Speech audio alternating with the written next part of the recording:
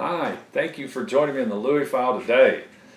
All right, I know I will enjoy this one today, and I hope you do too, because it's about spiritual war. It's about battle, warfare, what the fight really is. You know, it's about how heavenly battles are played out in the earth.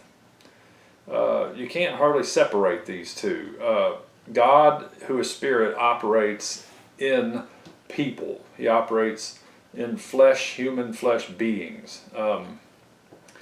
So you can't hardly, you have to see and walk in the spirit, but yet we're going to have physical conflict and physical things that come against us. But behind them, we have to learn to see through.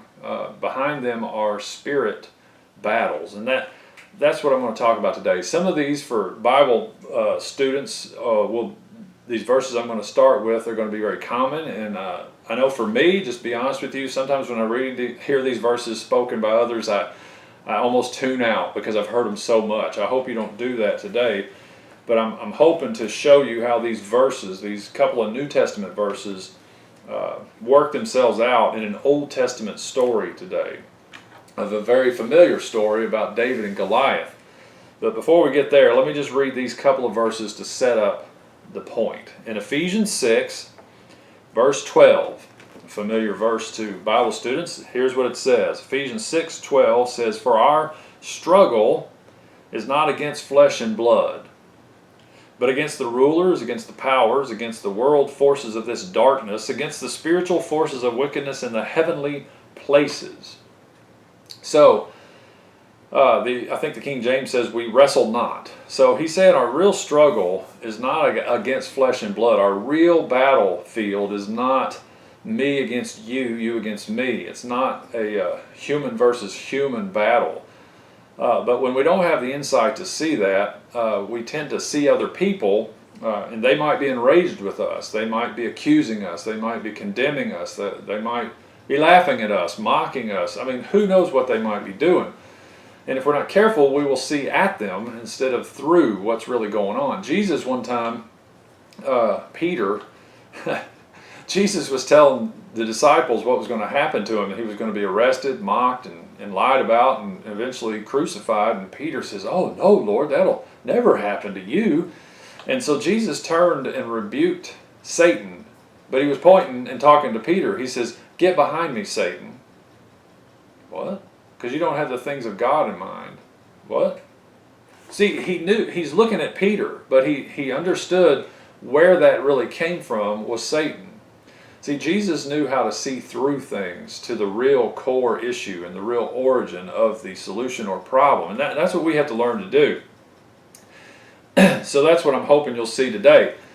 We live right now in a time where we have multiple attacks, multiple enemies, if you see them as just what these eyes see them as. But we have to know and come to understand that this is a spiritual battle that we're waging against spiritual forces. So now look with me in 2 Corinthians 10, verse 3 and 4. Some more familiar verses for the spiritual warriors in the audience. 2 Corinthians 10, verse 3 and 4 say this: "For though we walk in the flesh, we do not war according to the flesh. For the weapons of our warfare are not of the flesh, but divinely powerful for the destruction of fortresses." All right, so the King James uses the word carnal. We don't fight. Our weapons are not carnal. They're not just earthly. But the weapons we have are spiritual weapons, and they demolish or tear down strongholds. And primarily what this is talking about is thought patterns. The way we think and see things and other people and what's really going on has to be dealt with. It just has to be dealt with, or else we're going to forever be trapped and imprisoned by what we see, what we feel, and what we've always been told, and what everyone around us is saying. And yes, it's not easy to go against the grain. It's actually, it can be scary. It can be a fearful thing to walk against the stream of the world. At one time, according to Ephesians 2, the Bible tells us that we used to all operate according to the course of this world, according to the prince of the power of the air and the spirit that's now working in the sons of disobedience. We were all there at some point, but when you get born again, when Christ moves into you, there's a repentance, there's a change of mind, which leads to a change of direction. Well, what is the change of direction? Well, if I used to be going this way and I repent because of the Spirit reorganizing my thought processes and helping me to see differently, then I'm going to do a 180. Well, what does that mean? That means I turn around. And lots of time we think, well, that's great, you got your life turned around. But what that also does is now it turns you, now you're going against the way the world is going. So it's wonderful that you got sober. It's wonderful that you got your sanity back. It's wonderful that you got your head on your shoulders, as we might say. That you've gone through recovery, that you've gotten out of jail, that you've recognized the evils of your ways. All that is wonderful, but sometimes we tend to not remember or not think about how that puts us now at odds against the current of the world. So now we have to know what our real battle is and who our real enemy is, and we have to learn not to fight with our physical fist and physical guns and knives, but with spiritual weaponry. So now, look back with me in the Old Testament book of 1 Samuel. Great story, amazing King David. But this is pre-king. This is before he's dubbed king, but not before he's anointed by God. Let me just say this. I don't want to sit here and read this whole chapter. So if you would like to, go back and read 1 Samuel 17. That's where we're primarily going to be for the rest of this video. And I'm going to kind of skip through here and hope to paraphrase the story as we go and just highlight some specific points for you for today's video. In 1 Samuel 16, the end of 16, we see where David is anointed. And we also see where what the Bible calls an evil spirit comes upon Saul, who was king at the time, and Saul would get enraged and out of sorts, and so he called for a musician. He calls for the harpist. It's so great. So David gets thrown in the mix here. David ends up coming to King Saul's house, and as he plays music, Saul is calmed down, and peace comes back into Saul's mind and his heart. So the evil spirit comes upon Saul. David's giftedness that God has gifted him with, the ability to play music and write poems and songs, aids Saul, keeps Saul calm. So Saul hires him, if you will, and he gets a hold of David's dad, and he says, I'm going to keep your boy with me. He's really good for me. So that's how the relationship started. So in 1 Samuel 17, we see that the battle lines are being drawn, but the Philistines, or Philistines, however you want to say it, come up to confront Israel, and they're standing on one side and Israel's standing on the other. So it's a standoff. And at some point, this huge guy, the Bible calls the giant, he's Goliath. He's a big man. He's a battlefield warrior. He's trained up to fight and kill the enemy of the Philistines. So if you will, look with me in 1 Samuel 17, verse 10 and 11. It says, again, the Philistines said, this is talking about Goliath, I defy the ranks of Israel this day. Give me a man that we may fight together. When Saul and all Israel heard these words of the Philistines, they were dismayed and greatly afraid. So what's taking place here? You have two armies lined up facing each other. Goliath comes out front and he's declaring, look, if you send me a man out here, anybody, just send me a warrior, me and him will fight it out, and whoever wins, that will determine the battle, the outcome. Rather than a whole bunch of people getting hurt and killed on either side of this thing, let's just have one-on-one, mano to mano, man to man, you and me, bring him out here, give us the best you got, I'm ready to take him down.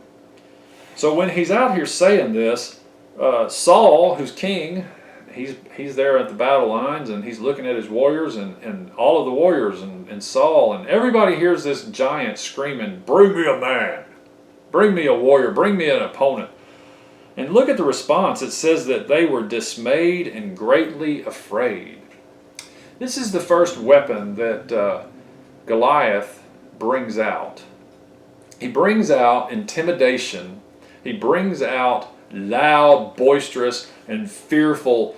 He comes at you to make you afraid. Now, being afraid is not a sword or a spear or a javelin. It's not a shield. It's not a rock. It's not a gun. But it's a weapon. Fear is quite the weapon. Wouldn't you agree? Now remember, in 2 Corinthians, it says that our weapons are not carnal. They're not just fleshly, but they are spiritual. They're things that God gives us to tear down strongholds. So I think all of us would agree that fear could be a very significant stronghold. And if you're watching this video right now, on the day that I make this video, you will know that our country, maybe a great portion of the world, has at least a little bit of stronghold, the stronghold of fear. Because the media, and especially in the U.S., is screaming fear every day.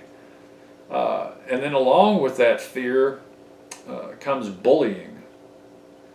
And bullying is another thing that you can't touch with your hand, but it is a weapon, is it not?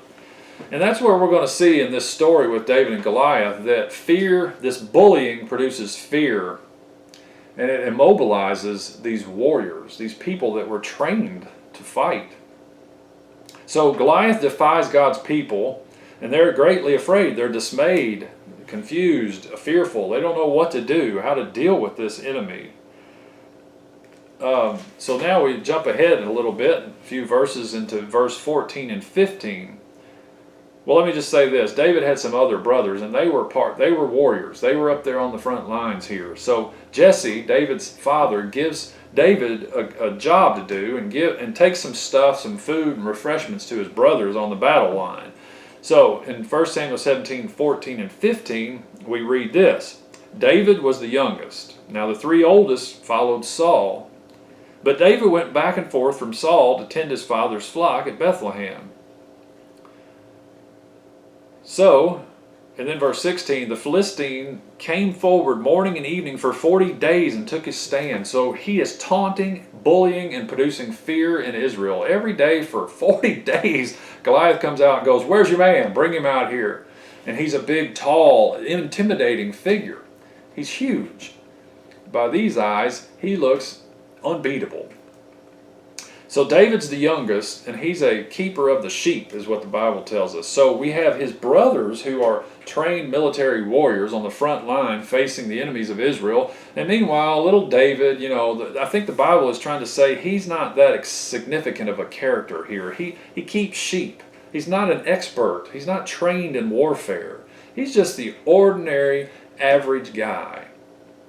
Kind of like me. I'm an ordinary, average guy, kind of like most of you. And what happens to ordinary, average guys? Well, a lot of times we get dismissed. We get looked upon as though we're not worthy, or that we don't really know what we're talking about, or we're incapable, we're less than. We just have a normal 9-to-5 job, keeping these sheep over here. But the brothers, now, they were trained warriors. They knew how to fight a battle. So you look at this and you see all these nuances and all these things going on. So we have bullying, we have fear, we have demeaning of David. So you got all this stuff going on, and this is exactly what goes on in our everyday life. But we don't wrestle against flesh and blood. See, we have spiritual forces that are pushing spiritual opposition, and they do it through other means rather than physical knives and swords and javelins. So then, if you go down, so David brings the food to his brothers, and they kind of pick on him a little bit. He's sitting there watching this giant, this Philistine, mock the God, the Israelites, the children of Israel, the armies of Israel, and he's like, why don't somebody stop them? So jump down with me to 1 Samuel 17, verse 22. So then David left his baggage, left the stuff that he had brought his brothers in the care of the baggage keeper, and ran to the battle line and entered in order to greet his brothers. So here he comes.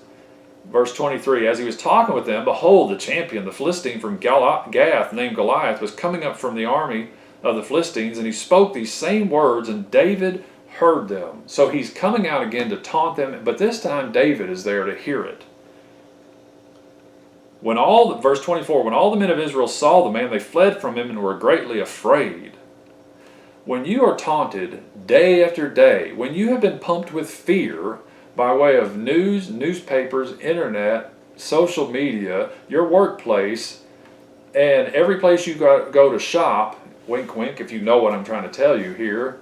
See, this message is very relevant for our day. We have a giant that we're facing right now in 2020, and it's a global giant, and he's mocking us. Are you willing to stand up? Are you willing, as an ordinary sheep-herding 9-to-5 guy, are you willing to get into the battle? That's the question. Are you willing to get into the battle against this enemy? So David questions his brothers and all of them. He says, have you seen this guy? Why does he keep doing this? He's defying Israel. I mean, what is going on? So David is ready to fight. And then verse 26, David spoke to the men who were standing by him, saying, what will be done to the man who kills this Philistine and takes away the reproach from Israel? For who is this uncircumcised Philistine that he should taunt the armies of the living God? Are you not God's people?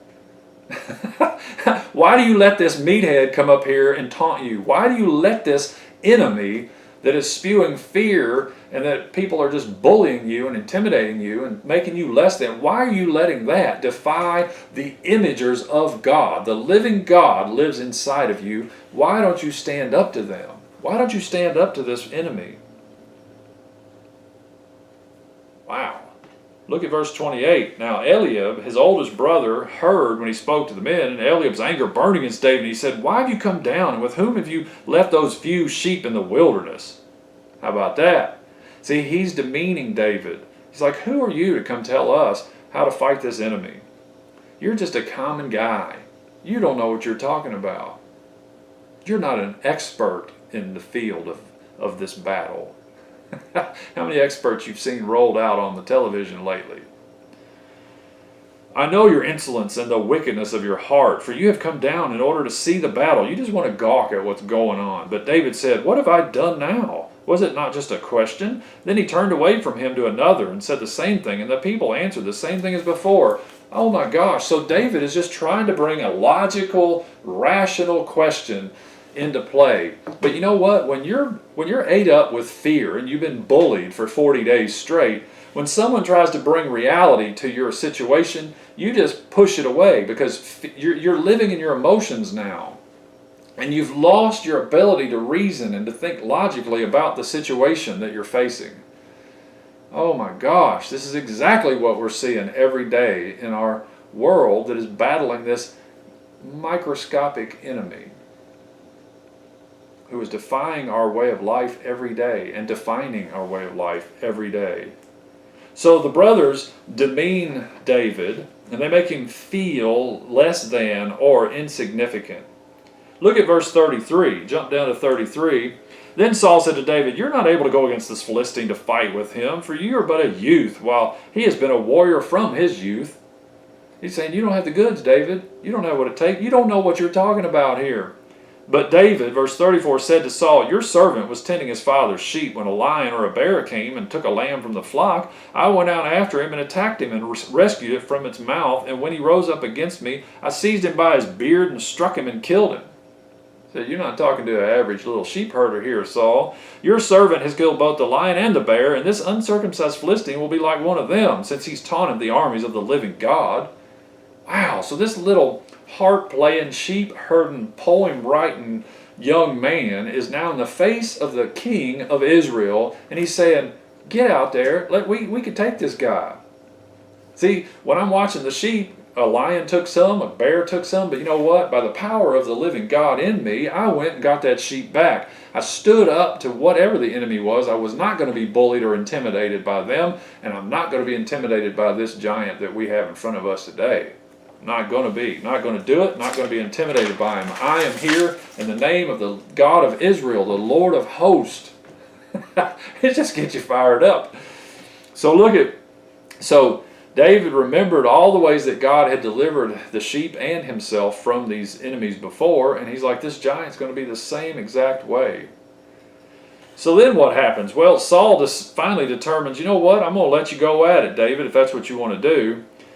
So Saul starts to give David his armor. So in 1 Samuel 17:38, it says, Then Saul clothed David with his garments and put a bronze helmet on his head, and he clothed him with armor. David girded his sword over his armor and tried to walk, for he had not tested them. So David said to Saul, I cannot go with these, for I have not tested them.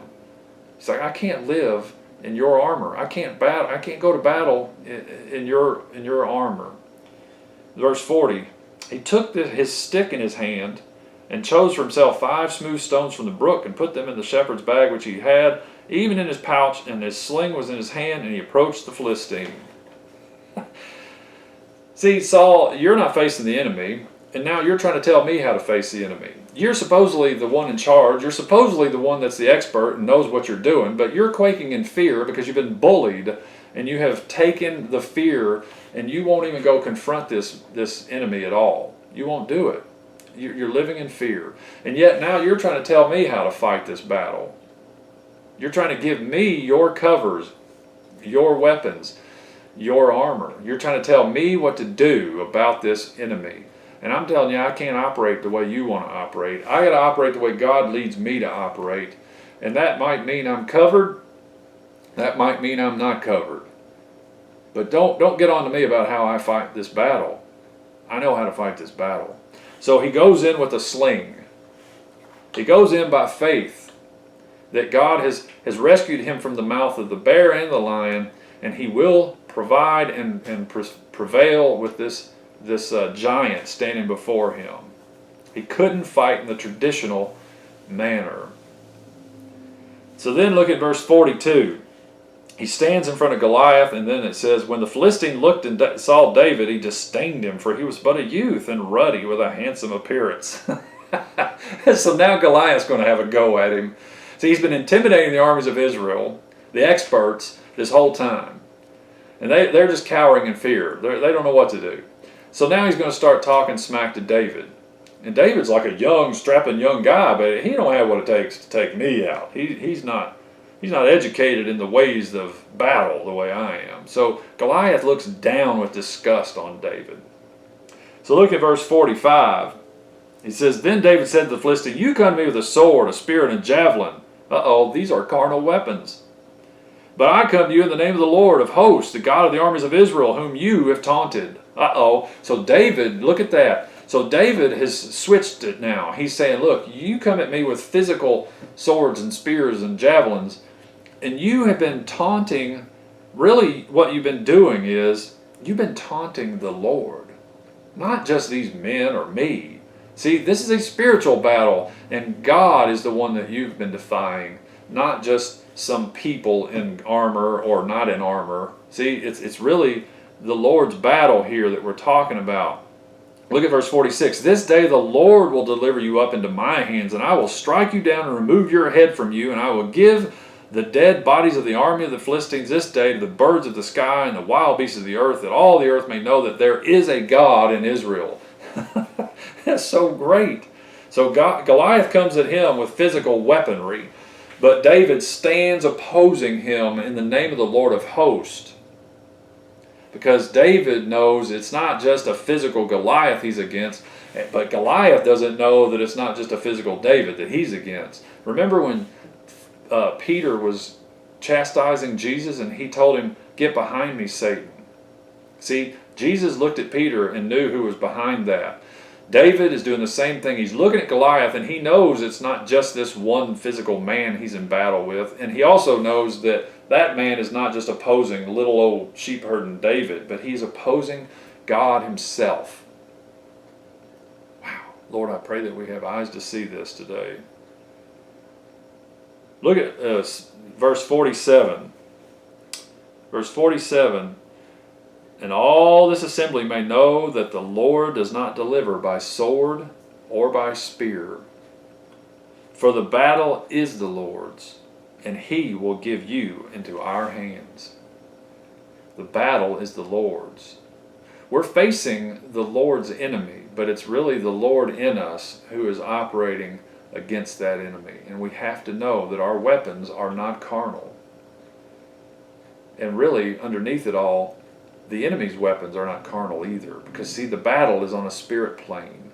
We're fighting bullying here. We're fighting fear. We're fighting someone, supposedly an expert, telling us we don't know what we're talking about. We're the common everyday man, represented here by David with his stones and his sling. That's who needs to stand up to this giant. Oh, I pray that you followed this. I hope that you have been able to read between the lines and that you have heard me today. You've heard the word of the Lord. You've heard this in a new and fresh way, and that you would just get up and know that God is your provider. He's your protector. He's your keeper. He's the one who will win this battle, because it's his battle to win. Our part in this is to believe him and to walk in faith, walk in his spirit, and trust that he will give us what it takes to have courage and boldness in the face of intimidation, bullying, and fear, and that we will learn to walk by faith and not by sight. Although the enemy might look like a giant, it might look like too much for us, it isn't too much for the Lord, and it's his battle, and he will win the battle. Thank you so much for your time. I pray that you would share this with others, and that we would all come to know that there's a heavenly battle being played out in the earth, and we're part of it. I'll see you next time. Thanks for watching.